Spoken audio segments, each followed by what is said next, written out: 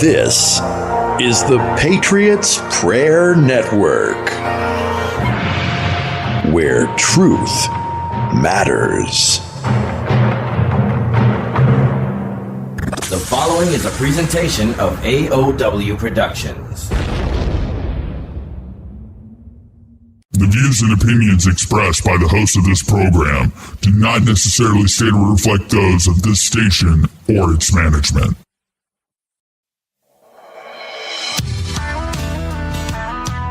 Every patriot has an obligation to question authority. Those who are honest are not concerned with your watchful vigilance, and those with integrity are not concerned with your discernment. Every American is obligated to voice their concerns and stand up for their freedoms and liberties. One nation, under God, indivisible, with liberty and justice for all. Ladies and gentlemen, we are the men in the arena. We are the Patriot Confederation. We will never back down from a fight. We're undefeated Americans.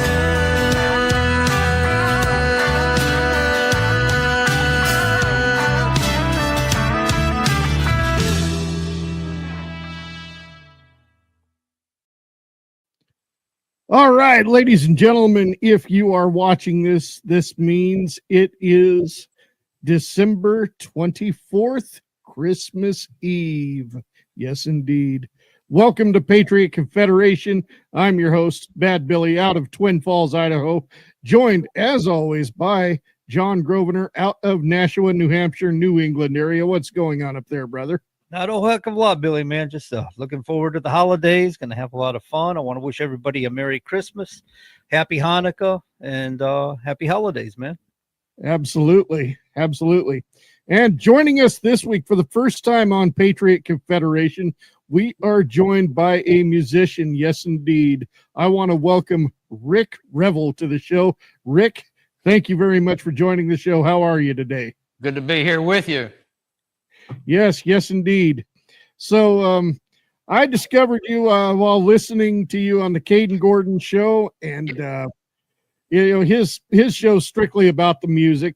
Of course, this one here, we're a conservative talk show, but you expressed on that show of how much of a God-fearing patriot you are, and your music speaks volumes. But to introduce you a little bit more to the listeners, why don't you give a little background about yourself? Well, it all started. That's where you started. It all started. The historical aspect of it, after I'd been playing music for quite some time, I went on something called the Bicentennial Wagon Train. That was in 1976. And we had formed what was called the Spirit of 76 Wild West show. In that, I was portraying Wild Bill Hickok, and I was doing some historical characters. We did a show in Memphis, Tennessee. I think John mentioned one of you mentioned you stayed in Memphis a little while. That would be me. From that, I met a lot of interesting people on the wagon train. The one I was on, there was 5 separate wagon trains. This one started in Texas. And I caught up with them in Memphis at Lakeland Park. We did our show. They all fell in love with it, said, would you please join the wagon train and travel with us?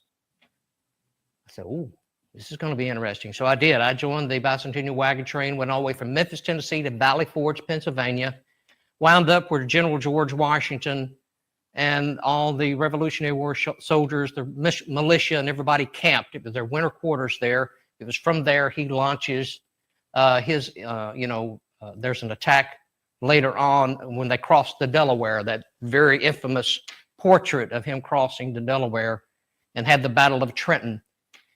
So that's when the bug bit. I wound up at Valley Forge, met some interesting people there. Mike Tully owned some land right next to Valley Forge. His home was there.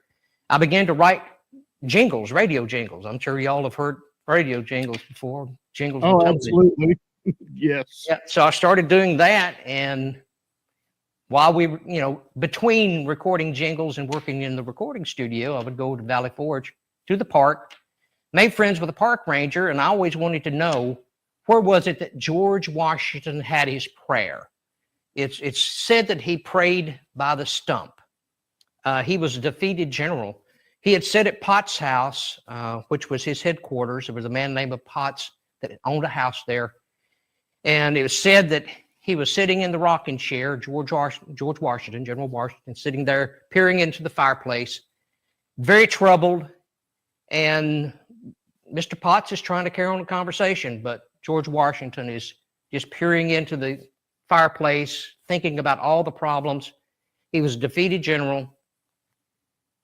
He gets up, goes outside. There's snow on the ground. He finds a stump. He makes an altar and he prays. And from that, he gets a vision. And that vision is to attack the Hessians, the Germans, and defeat them at Trenton. That's what eventually takes place. So he had divine providence. He had a vision that was given to him from the Lord. And so that stuck with me. When that park ranger took me to that location, he said, this is pretty much where the stump was. And you can still see evidence where an old tree had been, an old stump had been. And so he walked off and left me. And while I was standing there in that area, I heard that voice speak. I heard a voice speak and says, tell my story. And here I am, about a 19-year-old fellow, and 19, 20 years old. And I hear this voice saying, tell my story. So I've been trying to do that ever since, is trying to tell the story about American history, about the truth about George Washington. Because the sad thing is, what do they tell in schools about George Washington? Oh, we'll get into, there's that there. I mean, I was not taught anything negative about George Washington when I went to school. But the whole truth was never told. And well, it might have been to us in our era, but to the students today, they don't get the full story. They hear he has, he had wooden teeth, he chopped down a cherry tree, and he wore a white wig. They hear about those things, but they don't hear the rest of the story, or ones like I shared with you about him having a prayer at out in the woods there at Valley Forge. So a lot of the truth gets lost. Go ahead. Yeah. One thing I think, I don't know if you ever watched the movie, the small miniseries about John Adams. A little bit. Yeah. Well, I remember David Morse, he played General Washington. And when it came time for the inauguration scene, they wanted to make that as accurate as they possibly could. And from what I understand, when General Washington took his oath, not everybody could hear him because he spoke rather low. Right. But the people that sworn him in felt like they weren't regretting anything because he was very, very sincere about it. When you're sincere about something, people can feed off on that. Right. They can. And they had offered it for him to be king. The man who would have been king, they wanted him to be King George Washington. And he said, no, you've already had one King George. You don't need two. So he refused. He refused to be a king and wanted it to be done the way it was. And so, a very admirable individual. Yes. And, when it comes to the case of the Civil War and things we have been told, you know what? I was growing up believing that the Yankees were the good guys and the rebels were the bad guys and they were evil and it was all about slavery. But as I've gotten older, I've learned that was a bunch of Bravo Sierra. Well, those who win the war write the history books, and that's kind of what took place. And S.D. Lee, which was a general in the Confederate Army, saw that happening, as well as many other veterans of the Southern Army. And so they tried to form an organization, and he helped form something called Sons of Confederate Veterans. And when he did that, that was one of the very things he said. He knew that the true story would never be told, and that those who win the war write the book. So he said, for the next generations to come, all ye sons of Confederate veterans, tell our story, because they're going to call us traitors.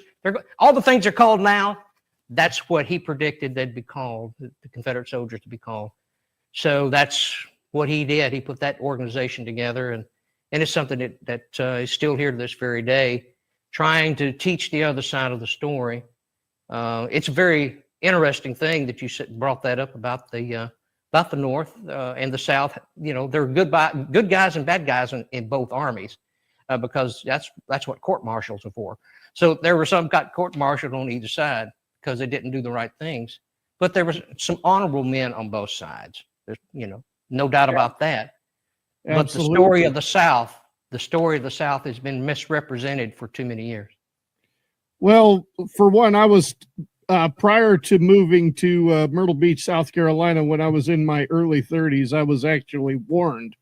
They said by people, they were saying, you know, don't be careful going down there. They don't like Northerners. And I'm like, well, I'm not from anywhere near the Mason-Dixon line. That doesn't run very far west of the Mississippi, so I'm not too worried about that. And when I did finally make it south, the hospitality and the compassion of the people that lived there was unbelievable. It was nothing like I was told. Right. Yeah, my producer, Kevin Keel, he's of German descent, and he born and raised in the New York area, lived in Florida for a while. Then he moves, you know, he was introduced to the South there, I guess. Then he moves to Tennessee, and we're the best of friends. So miracles can happen. When I grew up, and we have a great time together. We work together all the time. So I grew up in Florida, and I always remembered hearing in the 1980s, hearing things about the South will rise again. That was a common saying. And lo and behold, it did, but it was industry, where the Northern textiles moved down for industry and stuff, reduced labor, lack of union, things like that. And there were questions about Northerners. They didn't have a great reflection upon people in the North. They always thought they were too fast, too rude, and still resentful towards what happened post-Civil War. Right. And let me throw a comment to both of you. You know, you're talking about we were a divided nation during the war, but the rebels, my family, I trace it back. The rebels fought with the Confederate Army. That's just a fact. I can't deny that in my ancestry. But after that, my granddad went to France and fought in World War I. He's a direct descendant of a Confederate veteran. But he goes and fights in the trenches in France, as well as two other his brothers. So 3 rebels are fighting over in France during World War I as doughboys. And then in every war following that, I've had my dad was in the Korean War. So I've had ancestors and people that have fought in all the wars, and they fought under the Stars and Stripes, as well as at one time fighting under the stars and bars of that battle flag that's so despised today. So if we're going to honor veterans, you have to honor all of them, because never once did Confederacy stop being Americans. It's CSA, Confederate States of America. So they all were going to be considered Americans. Then in 1956, under the Eisenhower reign, when he was president, they actually passed a law stating that, you know, Confederate veterans are American veterans and should be treated as American veterans. So absolutely, that's how official it really is. Well, we're coming up to the first quarter, and that means we're going to take our first break. But with our first break, of course, is before the 2 commercials play, I'm going to cue your video, actually, Southern Men in a Strange Land.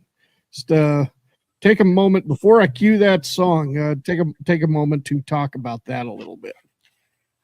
Year 2000, you gentlemen can recall this, I'm sure. During year 2000, the world was under a quick change with the COVID epidemic, and we were all locked in our houses, except those that wanted to be out in the riots, and they were given the blessings by a certain party in the Washington, D.C., was giving them blessings to go out. They were immune to the COVID virus, so they didn't even have to wear masks. If they could go out and they could burn buildings all over the country and tear down statues, and it was during this period that they wanted to come to our town to tear down our statue. It's called the Sentinel on the Court Square. And so I caught wind of it. Somebody called me and said they're after a statue in Murray, Kentucky. They're coming after yours next. So I got on the phone, began calling people on my way to Paris, where the statue stood at the Court Square, and said, hey, we have a problem. And before the evening was out, there was 200 of us, most of us armed and dangerous. And we were all standing around the statue, honoring our Second Amendment and First Amendment right both, around that statue saying, "Not in our town, this statue will stand." And so it's still standing to this very day, but a lot are not. There's a lot of statues around court squares. They're gone. They're nowhere to be seen, and future generations will never see them. Yes. So that's what this song's about. A Southern man in a strange land. It doesn't look like it used to be. Yes, indeed. Well, we're going to go ahead and cue that, and we'll be back in about 5.5 minutes. Sounds good, brother. Thank you.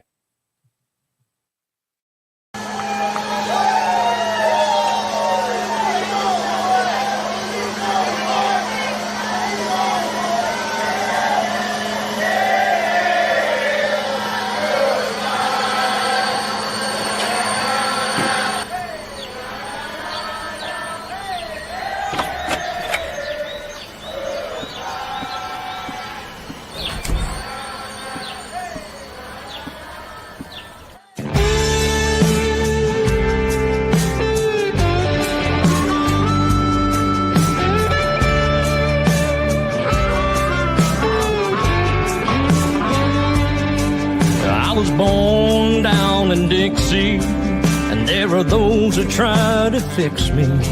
I got rebel blood flowing in my veins. It seems to drive them all insane. I don't buy the lie they sell. I want the truth and not a fairy tale. They don't listen to what I say. They want things just their way. I'm a Southern man in a strange land. The South ain't the place that it used to be. On a court square, here go, there's no statue there for you to see.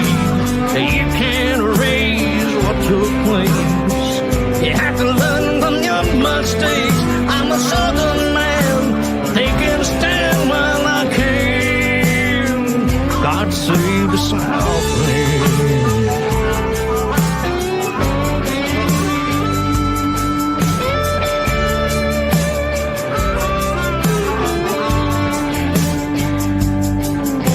My daddy and my grandpa too shared that old red, white, and blue. I'm mighty proud of my bloodline, but some won't like what they're gonna find. A loyal son of the South, but I'm a patriot without a doubt. I hate seeing freedom fade away. America kneel and pray. I'm a Southern man in a strange land. America ain't what she used to be. On a court square, you gone, there's no statue there for you to see. You can't erase what took place. You have to learn from your mistakes. I'm a Southern man, taking a stand when I can. God save the Southland.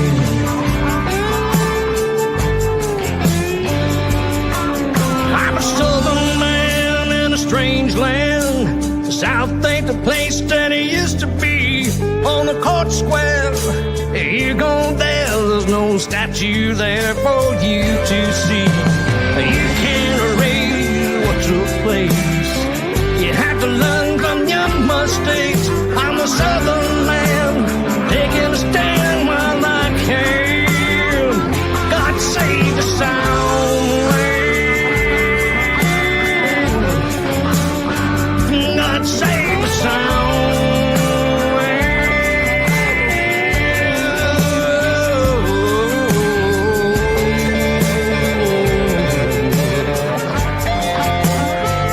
God save the Southland.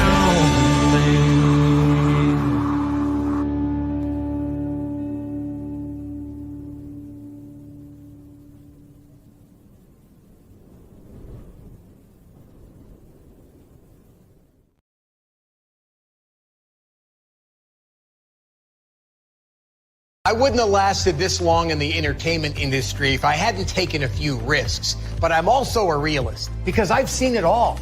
Gold gives you everything the stock market can't. A hedge against inflation, a protection against economic crashes, and the best way to protect your family and their interests. Gold is the only true global currency. Invest in gold and silver with Noble Gold Investments. Start investing today or get your free gold and silver investment guide by going to thebeardedpatriots.com/affiliates and click on the Noble Gold Investments link. I'm excited to announce our Christmas extravaganza is finally here. Get this season's flannel sheets for as low as $59.98. They won't last long, so get them while you can. Our famous My Slippers, they haven't been on sale for over a year. Regularly $119.98, now only $59.98. Our 6-piece towel sets are back in stock with extremely limited quantities, only $29.98. With hundreds of MyPillow products, there's something for everyone on your Christmas list. Bathrobes, duvets, quilts, down comforters, and so much more. So go to MyPillow.com or call the number on your screen. Use your promo code to save on all MyPillow products. For example, flannel sheets for as low as $59.98. Or our 6-piece towel sets, just $29.98. But that's not all. I'm extending our 60-day money-back guarantee until March 1st of 2025. Plus, all orders over $75 or more ship absolutely free. All right, ladies and gentlemen, we are back, joined by Rick Revel. And that was a good song. Thank you. I like the Southern rock aspect into it too, but I've listened to a few of your other songs too, and you kind of go old school country as well. Like, not too many people use a steel guitar anymore. So. Very true. Very true. A lot of people don't. I'm trying to keep it as traditional as possible. So much of the music nowadays it has more of that pop and hip hop feel, and I'm trying to keep it more for the baby boomers, those that grew up with real music. and the Gen Xers, I'll comment on this really quick. I talked to some time ago. I talked to Mike LaPond, who's the bassist for Symphony X, and also works with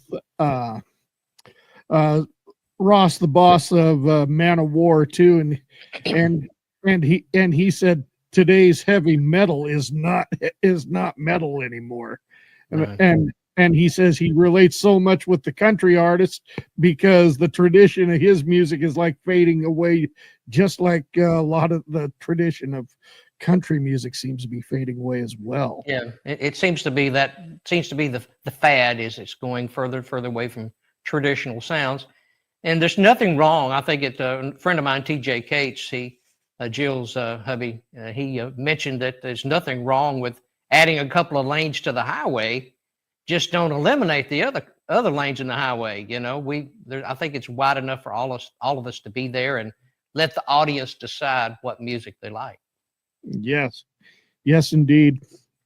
So, John, I think you're waiting to ask a question. I better give you the mic. So. You're muted. Yeah, I did. I muted myself out during the break. No, I'm sitting there listening to what you're talking about with the music and the genres and stuff. You're right. The genres have shifted so much. If you want to listen to traditional rock and roll anymore, you turn on country. Yeah. Like you said, it sounds more and more like Southern rock than it does old country back in the days. I grew up with a father who loved country. I was the rock and roller, but my father was the country guy, Charlie Pride and go way back to Johnny Cash. I like Johnny Cash. I'm just all over the board when it comes to music anyway. I like all sorts of genre. We were talking about taking down statues in that song, man. And I remember when that was happening. And I'm glad to hear that you guys, I think at the beginning of the show, we were talking about that you guys stood up, before the break, you guys stood up to preserve the statue, which was the right thing to do. There's a legal process in which you go through to remove statues in the town square. You don't just get to go rip them down. That's ridiculous. Right. You gotta go through proper channels and go through town councils and stuff. And it has to be a public decision. It's not arbitrary, based on the whims of a select few people. we were talking about history previously, and as I recall, because they talk about the Civil War and stuff being based around slavery, which we know it wasn't. And you can't find this history so much anymore, but a long, long time ago when I was reading history, there was a thing about before there was antitrust laws, because antitrust laws didn't come until the 1880s. So what led up to what's it called? I'm trying to think of the word for abject slavery. What led up to abject slavery was in the North with the Northern textiles and stuff, they were price fixing against the South, and they were buying raw commodities from the South, which was primarily agriculture, it was growing production. And so they were price fixing. So the profit margins weren't there in the South anymore. And it drove slavery instead of eliminating slavery. It drove slavery even harder, if I'm not mistaken. Is that relate with your history? Pretty much so. The industrial age was slavery for the whole at the turn of the right coming from late 1700s into the early 1800s. Slavery was starting to wind down slightly. And by the 1820s, 1830s, it was starting to kind of lose a little bit. But then the industrial age began to grow. Eli Whitney and all the industrial age, everything began to blossom. So it reinvigorated the slavery movement because the North began, because we were dependent a long time, to back up slightly, we were dependent a long time for the Europeans to provide us textiles and what we needed. But then all of a sudden, textile mills were popping up all over the country. Cotton was growing. Every plantation had cotton. And so the demand built. And so slavery just happened to be the mechanism that made it work. As terrible as the institution was, happened to be what made it work. But people in the North were for it just as much as the people in the South, because it was providing what they needed for their factories to operate and to manufacture the goods that were a lot cheaper to produce than to get them imported from Europe. And another thing that took place in the state of New York, there was the riots of New York that took place. There was a movie called the Gangs of New York. Yes, Gangs of New York that Leonardo DiCaprio was in. And Yes. There was a scene in there where the United States Army comes in, and they're called in to put down a rebellion, and the Irish were refusing to be sent off to war. They did not want to be conscripted, which we would call it the draft today. They didn't want to be conscripted and sent off to war. So they had a big riot. And the United States Army was sent in, fired upon the citizens of New York, and even a naval gunboat fired artillery into the city of New York, which is not taught in history books either. So that takes place, and it's because a lot of these people were working for the machinery. They were working for these industrial men who were dependent on some type of labor, and so the Irish were part of that slave labor. The old saying, working for the company store, that's where it came from, because the company store would get them so far in debt that the employees couldn't pay for it, and so they became indebted and remain indebted to the company store, which the factory they worked for had a company store where they got their goods, their food, their belongings that they need to survive. That's a line of credit based on their labor, but they wouldn't make enough work or enough income to cover the credit, and so they couldn't cover the credit. That's correct, sir. They had mill houses up here in the North. That they would provide living quarters for these people. So they were indebted to the industry itself. They were wrapped into it. I've seen it happen in modern day times. I actually had a friend who had a business of his own, and his employees, he housed them, he fed them, and at the end of the week he would deduct for all that he fed and housed and everything. Tell me when it was done, they might have had $10 left to their name. So I didn't like what he did. And in the coal industry in Kentucky and West Virginia, places like that, that happened during the early 1900s. A lot of people got in debt to the company store during the boom of the coal industry, when a lot of these people in the Appalachian country were in coal mines digging for coal. A lot of that happened during that period too. They would owe their souls to the company store. So a lot of people also don't realize, talking about rebellions and stuff. Shays Rebellion, you're familiar with that? And so would you like to elaborate on that a little bit? You've got different rebellions that took place. One of the first ones was George Washington had to deal with was the Whiskey Rebellion. Anytime you start levying taxes and start talking about things of that nature, I think it's when the public, you mentioned it in your intro of your show, it's time to speak your voice and to get out. And so a lot of times that's what takes place in these little rebellions that pop up. And, the federal government, it's how they respond to it. Andy Jackson, North Carolina, I believe it was, or either South Carolina, wanted to secede at one time. And Andrew Jackson was going to send troops over there to keep them from seceding. So there's nothing wrong with speaking up when it comes time. If you feel you're being overtaxed or something's taking place, it's right to speak up. The first test, though, came through the Whiskey Rebellion with George Washington. He literally had to put on his uniform again and go out to put down the rebellion. So we have a lot of different events that take place in our history that do question, what's happening in Washington, D.C., and is it fair or not? So, at the beginning of the nation, people were under the impression that we were fighting for freedom to eliminate taxation. And so when they started taxing whiskey, people flipped out. The time when Washington, they did. And that goes along with a song that I've put out now called Son of a Moonshiner. And a lot of these boys up in the hills had fought in the Revolutionary War during that Whiskey Rebellion. And so a lot of them came out and said, General, we fought with you. Now we're going to have to fight against you. He said, this tax is unfair. So we've had several incidents in American history where we've had to stand up and let our voice be heard. And it was just ironic that George Washington wound up in that little debacle. Yeah, and it was early on in his presidency when it took place. So I don't think, it was right at the beginning, I believe. I don't think that it was a mark on him necessarily. I don't think he was there to do battle. He's there just to shut down a rebellion, which by the time he could arrive, it was pretty much over anyway. They were done. It pretty much was. But all these different events take place in American history. I think one of the biggest healing events that took place after the war, which we refer to as the Civil War, or War of Northern Aggression is better put, but a lot of people call it the American Civil War. Something took place down in the Panama area, not Panama, but in Cuba area, where one of our ships was destroyed, and troops were sent down to Cuba, and Teddy Roosevelt was part of that. And you have the Rough Riders, and that was one of the things that kind of tied us all back together as a country. All the little rebellions and disagreements aside, you have that one thing that takes place to where you have some veterans. You have veterans of the Civil War that fought for the South.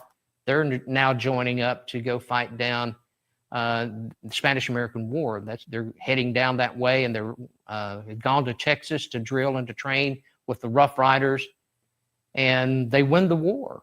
And but there's a lot of Southern blood that goes there. McKinley was thinking very seriously. President McKinley at the time was thinking that this could cause a rebellion. This could cause problems because the troop trains that's carrying the troops down to Florida to catch the ships out carrying them to Cuba. They felt that as the trains went through the South, Alabama, Mississippi, Georgia, and all these areas, that there would be some type of flashback. There'd be something to come back on them for doing that might be a rebellion along the railroad lines. But actually, you had veterans of the Civil War standing there waving stars and stripes, and some waving the old Confederate battle flag, waving at their sons and their grandsons as they're going off to war. So that kind of pulled the country together. Then World War I and World War II definitely brought us all together better as a country, I feel. I think people, it wasn't a matter of not loving your country. They usually patriotized to the country. It's kind of one of those, you mess with my brother, you got a problem. I can fight with my brother, but you mess with my brother, you got a problem. That's right. That's how it works. Yeah. So we're actually going to skip the bottom of the hour break because the next break, of course, is going to be about 6 minutes long with the next song that I'm going to play. Before I get to that, though, I want to shift gears to the present. Of course, you mentioned, the year 2020, the summer of love, COVID, and of course, I'm going to say the biggest the biggest mess of an election we've ever had in my generation, anyway, in my lifetime. Election fraud. Yeah. A lot of that too. I mean, I knew that Bush was steering us in the wrong direction. Obama steered us further in the wrong direction. I was very skeptical of Trump when he first ran for office, because I thought it was more of a celebrity hoax or a sham. Right. Because I mean, who is Donald Trump? He's a celebrity. He was in WWE, and Right. before that, Lifestyle of the Rich and Famous. He's an entrepreneur. He's a rich and powerful man, but is he a politician? No. What does he know about politics? And is this going to be another puppet they're putting in there? All those questions were going through my mind, but I knew that he was a better choice than Hillary, but I was still very skeptical when I voted for him in 2016. And didn't take long, and my opinion changed, and I realized I really made the right choice when I voted for Donald Trump. And then, of course, 2020 happens, COVID happens. So, the economy was booming, and now it comes to a halt because A screeching halt. You could hear the brakes squealing. You could. It come to a screeching halt. It did. Yeah, and I do believe to this day that election was still stolen, but I think everything happens for a reason, because I think maybe it was good that we had the last 4 years of Biden, because would we have known would the majority of Americans have known what a mess the government was if we didn't have Biden in there making a mess of things? But I'd like to get your take from the beginning of Trump's presidency up until now, and how you feel the direction the country is going. Let me clarify something. I'm a Reagan Democrat. I was born in a family that says, I asked my mom, my first time I was going to vote. I said, Mom, I want to vote. And she said, how should we vote? And she says, honey, we've been Democrats all of our lives, and that's how we're going to vote. We're going to vote Democrat. Okay. So I voted for Jimmy Carter. And I had a small business I had just started. And inflation just boom. And I started watching these gas lines, and I started watching all this stuff start to happen. And then the interest rate on my loan that I had gotten for my small business went out the roof. And I'm going, huh. And they were getting ready to call my note at the bank. And I'm going, huh. So when Reagan comes along, I said, So I began to look more into his way of doing things and that side of it. So that was my first introduction to thinking about voting Republican. So when it come to Donald Trump, to vote for him, it's like, he's saying some of the things Reagan would say, and he's saying some of the things that make sense when I'm looking at my billfold and looking at my bank account. So it wasn't too hard to make that decision. Then we enter into the 2020 era, and it was like, I hated what took place because I felt the election had been stolen. I felt there was a lot of things underhanded took place. But it took those 4 years. Anytime that you go through a hard time, it makes you appreciate the good times. And so we had to go through that as a country in order for us to be able to see that, And new people voted for Trump that never had voted for Trump. Some people had hated Trump early on, but they decided to vote for him. And why? Because they had suffered through the last 4 years, but they were looking at it from their perspective, not what MSNBC or CNN's telling them how they should feel. They're thinking for themselves, and they're saying, oh, my bank account is nearly empty, and I could look back a few years ago during the Trump era, and it wasn't.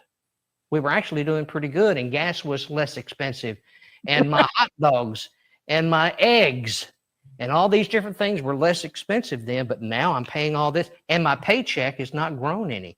Common sense takes over. So the last 4 years, I think the country needed it. Not that I would want us to go through it ever again, but I think we needed it. We needed to see Joe Biden go through his senility. We needed to see him at that point. My dad had Lewy bodies dementia, so he suffered through dementia. And so I'm watching on television Joe Biden do the same things that my dad did, suffering through dementia. And my dad was not capable of taking care of himself. I took care of him for 5 years. He could not take care of himself. So to have somebody in the White House that I know can't take care of themselves, trying to make decisions for me, that's scary. And then, of course, you got Kamala Harris, who, the Democrats didn't want her back in 2019, and she finished dead last in the Democratic race then. And we look at her history as a attorney general in the state of California. She almost let an innocent person die, and was willing to ignore the evidence that exonerated him, and of course it was demanded that she released it. Otherwise, he'd have been dead. Yeah, on the personal things, every candidate can have their personal faults and things that they've done that you can go, that was terrible. I just wish they hadn't done that. But just the pure legal standpoint, you've got somebody that never went through a primary, that never went through the legal process of being approved to be a candidate for the presidency. And they get to be the nominee? How? They did go through a primary. It was too convenient for this. It was a setup. It was too convenient for that to take place. In all honesty, we did see during the Hillary Clinton, Bernie Sanders debacle there, where Bernie Sanders was the forerunner, and they appointed Hillary Clinton in his place. So he rightfully should have won that primary. And when they took it to court, and Bernie Sanders supporters wanted their money back more or less from the DNC and took it to court, and the judge says, well, see, the Democrat National Committee is a corporation, and the corporation can pick its champion. So basically, he basically said your vote in the primary doesn't mean anything. The delegates and super delegates are the ones that matter. Right. Yes. Yeah. It's they turned our election system on its ear this year. That's all I can say. Yes. Well, we're going to come up and cue our final break, which will include a very good song. As much as I love the first song, the Southern Man song, I love that song, but I like this one even more. Is it Roll Freightliner Roll? No, it's no. Darn it! See, as a truck driver, I know that song. I picked that one out today. I really enjoyed it. Well, thank you.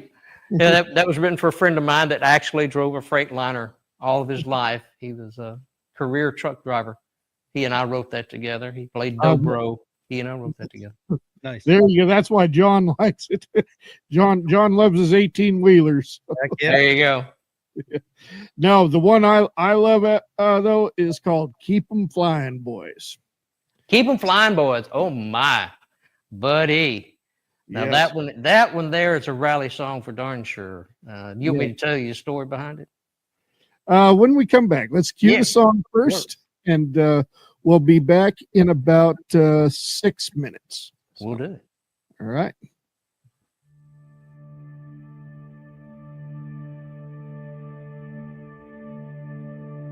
A massive Confederate flag flying high above a local interstate. The Sons of Confederate Veterans raised this large flag earlier today as the Confederate flag is once again in the spotlight. NASCAR already banning it at all races, and tonight our Dave Faraday.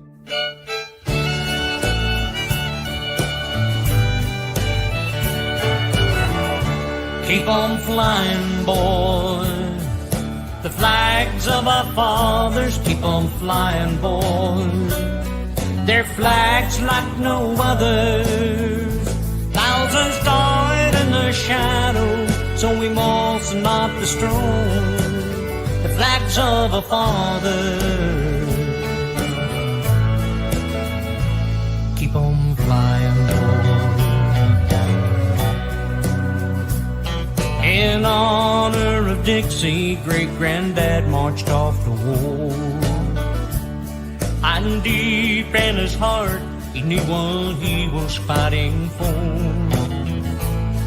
But there are those among us who want to take those colors down from where the valiant have fallen, from what is now sacred ground.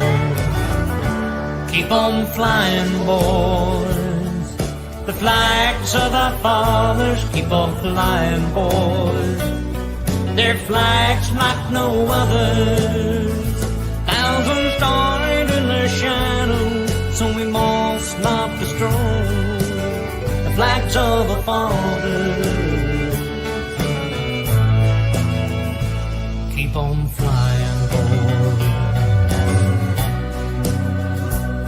I saw it in the paper, they called it a flag of hate. They don't want our colors flying o'er the fallen's grave. We must draw a battle line, for the truth must be told. It's time, sons and daughters, to stand and be bold. Keep on flying, boys.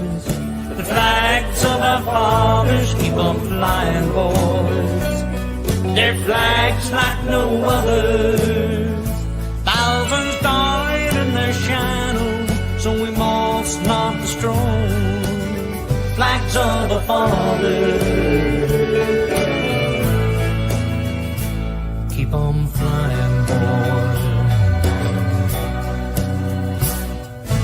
We must stand today, tomorrow is too late. Liberty will go away, 'cause tyranny is at the gate. Keep on flying, boys. The flags of our fathers keep on flying, boys. Their flags like no others. Thousands died in their shadow, so we must not destroy the flags of our fathers. Keep on flying, boys. Thousands died in their shadow, so we must not destroy the flags of our fathers. Keep on flying, boys. New tonight, the court says Alpharetta can ban the Confederate flag in the Old Soldiers' Day parade. The case started in 2019 when the city said the Sons of Confederate Veterans could participate in the parade but couldn't use the Confederate flag. Two members sued, saying Alpharetta violated the group's constitutional right to free speech. Today, the 11th U.S. Circuit Court of Appeals upheld a lower court's ruling favoring the district.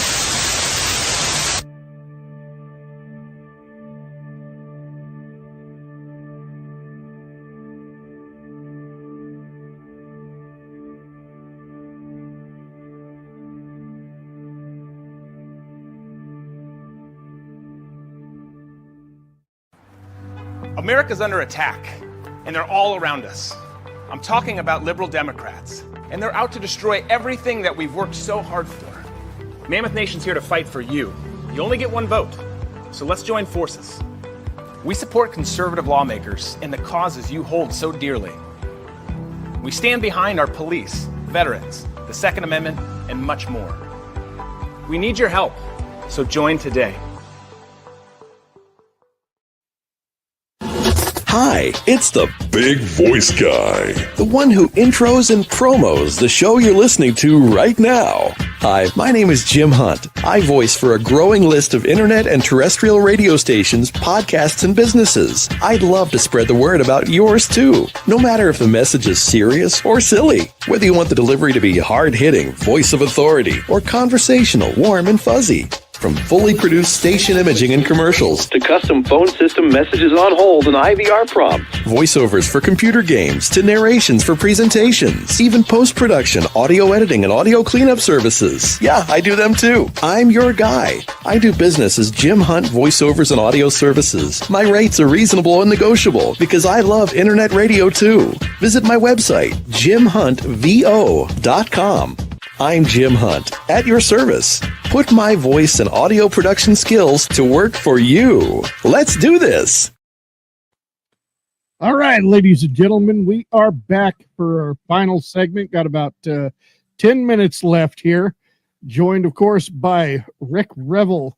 And I got to say something too. When we talk about the that time when they wanted to pretty much ban the what they call the Confederate flag. I was living in Ohio when all that was happening. And some people can call that Yankee territory if they want to.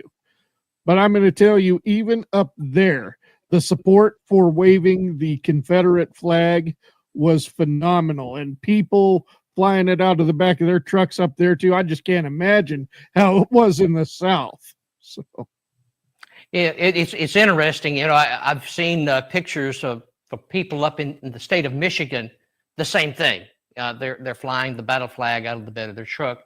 It seems the battle flag seems to be the most offensive when the South had dozens of flags.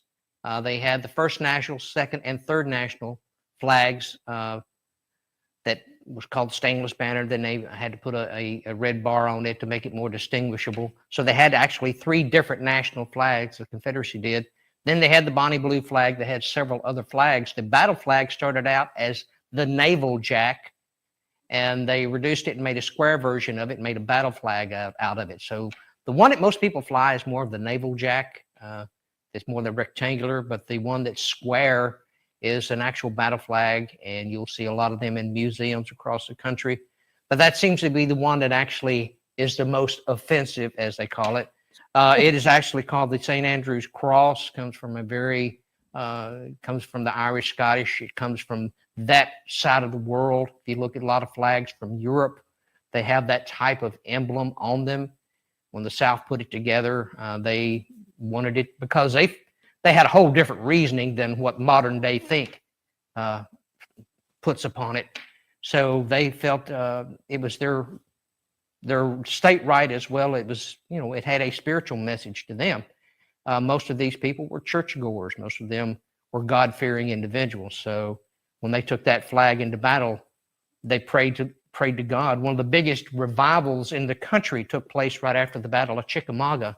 There were 10,000 Confederate soldiers saved, and the revival that took place spilled across the Chickamauga River into the Union camps, and there were several thousand Union soldiers were saved. So these were not atheists. These were not people that were agnostic.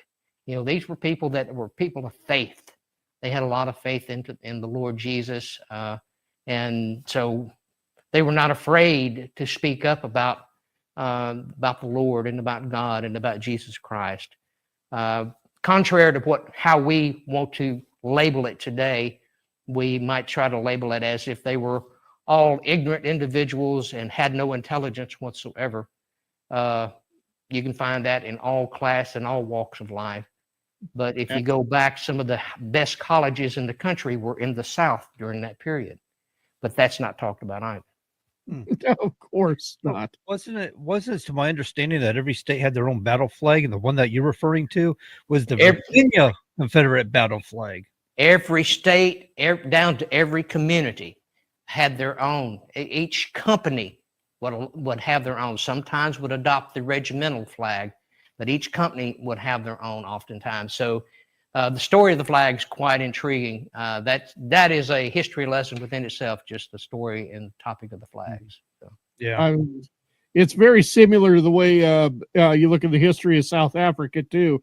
You can ask Colonel Wyatt about this, too. But, of course, they have what they call the apartheid flag, which consists, you look at it, of course, there's 3 flags that are pictured within that so-called apartheid flag. One of them being the British double cross, as I like to call it.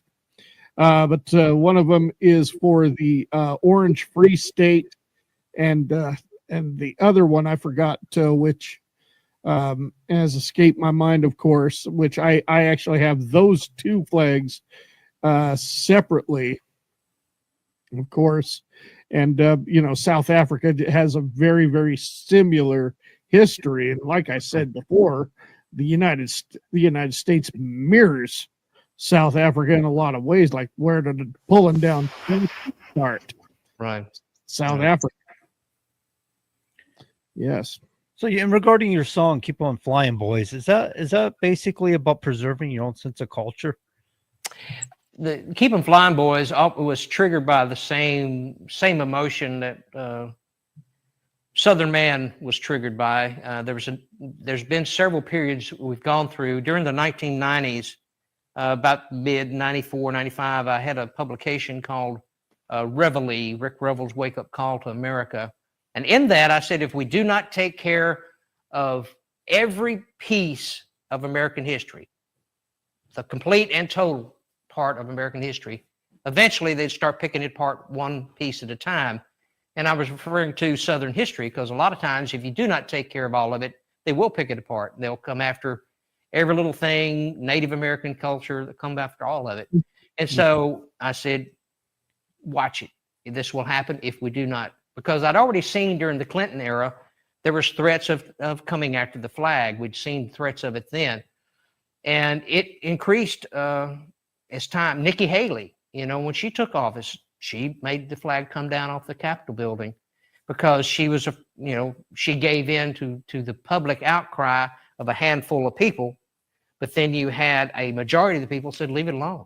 That flag didn't bother any of us, just as the statues didn't bother any of us. So that's where that Keep 'em Flying Boys came from. And then they also desecrate our graves. A lot of those flags we have a Confederate Memorial Day, which is basically the weekend after Memorial Day takes place across the country. We have a Confederate Memorial Day in June, and we'll make sure we decorate all the graves. And they'll take, if we have a battle flag that's put on the grave, most likely it's gone by the next morning or a day or two after. So they desecrate the graves. They'll tear down the flags that we put on them, and they'll also take spray paint and paint the stones, or take a sledgehammer and break the rocks. I think you need some game cams out there. I signs of knowledge in game cams. That way you can catch them. Yes. Yeah. These people now with all the little cameras we can put out now, we can catch them a lot easier. But during the 1990s, that was not a prevalent thing. So they can be spotted a lot easier now than they used to. So be aware of anybody out there wanting to desecrate a grave. We can find you.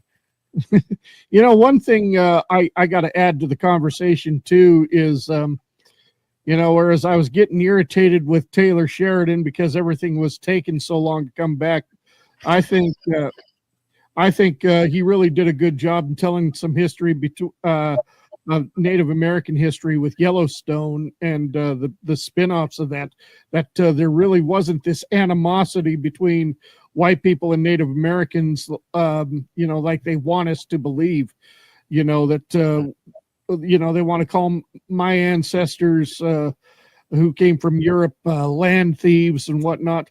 But you watch 1883 and you'll see that the land was actually given to James Dutton, and of course that Native American chief said in 7 generations, though, we're going to want it back.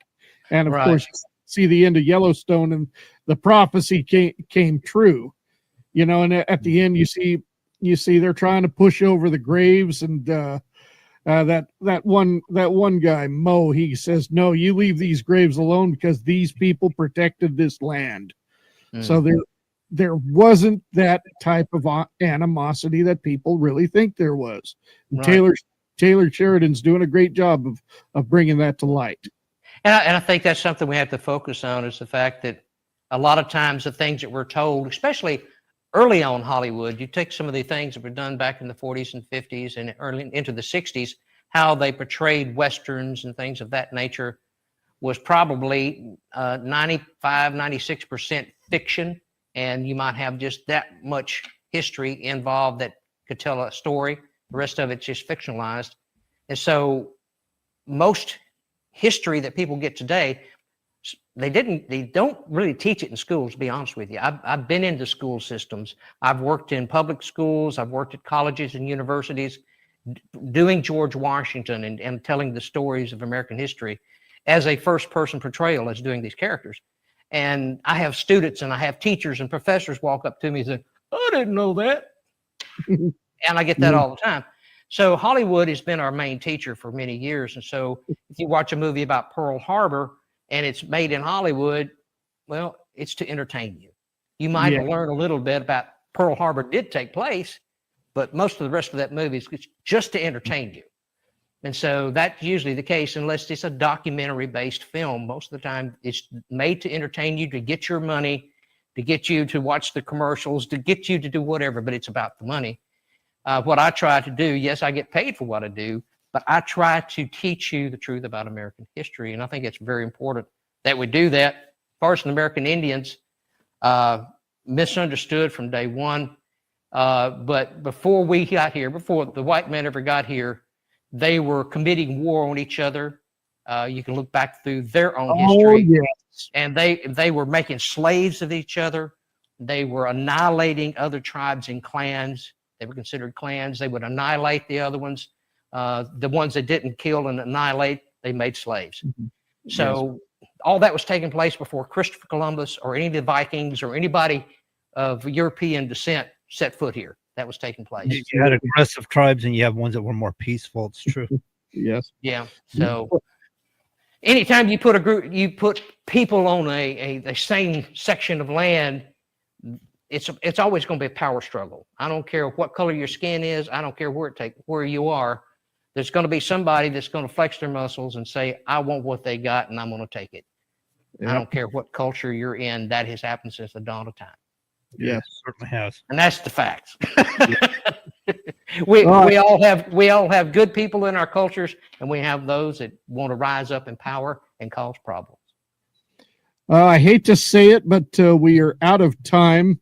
Rick, it's been a real pleasure talking to you. And of course, we got your website going on at the ticker. But if somebody's listening on audio, how can they find you? Just find me at rickrevelmusic.com for all the music that we put out, rickrevelmusic.com. And then for the acting and for the things we do on television, just rickrevel.com. If you would like for us to come perform in your area, go to that website. There's a way to tag us and leave a comment so we can track you down by email. If you want us to come perform in your area, just let us know. We'd be glad to sing a little bit for you and talk about American history. Absolutely. So on tap for next week, of course, for New Year's Eve, we're going to be speaking with Dr. Rima Libo. She's going to have some interesting stuff exposing the elite groups like the World Health Organization and the World Economic Forum. So, yes, got some stuff to talk about there. But for you, Rick, and all of our listeners, and you, John, I want to wish you all a very Merry Christmas, and God bless you. And looking forward to 2025. Same here. God bless everybody and Merry Christmas. Absolutely. And as I always say, God save the Republic of the United States of America.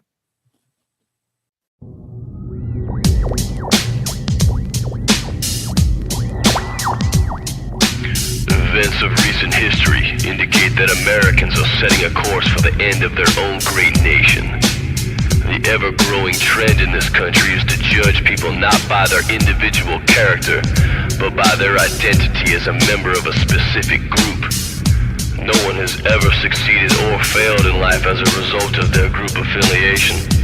A person's success or failure is also not based on luck, but on the sum total of the decisions that they have made. Those who succeed do so through good work ethic and the wise use of their power to choose. The opposite is true of those who fail. The ideals of individual accountability and responsibility in the United States are dying every day. A gun cannot be responsible for a death, just as a shovel cannot be responsible for digging a ditch. Both are only tools and have no will of their own. Responsibility is an adjunct of conscious choice and is the price we pay for freedom. Freedom is also a tool. It's an essential tool that is needed by human beings if they are to prosper rather than to merely survive. Yet there are those who would rather trade their freedom for security. Some believe that it is the responsibility of government to provide freedom. In truth, we form government to ensure and protect the freedom that is already inherently ours.